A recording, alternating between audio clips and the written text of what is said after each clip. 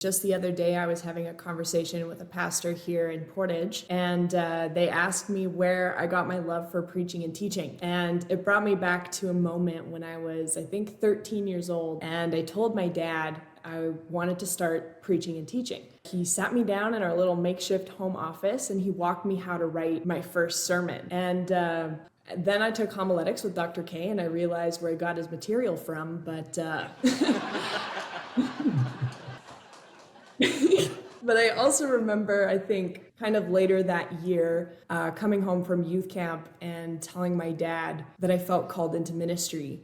And I remember this. He looked me in the eye and he asked me, "Are you sure?"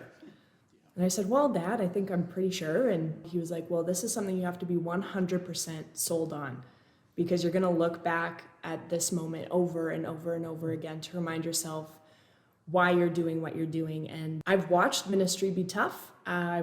I've heard my dad come home late on a Saturday night from setting up for church. I've watched you and Mom, carry yourselves with grace and humility when burnout was a real thing looming over your guys' shoulders. And I also watched you sacrifice your time and your energy and your own comfort to create spaces for people where they felt like they belonged. In the midst of all of that, you taught me how to preach in our little home office. And you modeled to me what it means to put Jesus above everything. You sheltered me from voices that would have torn me down and told me that as a woman I wouldn't make it in ministry. You were my biggest fan when you let me preach when I was in high school. You were my biggest supporter when I came to Horizon to pursue my bachelor's degree.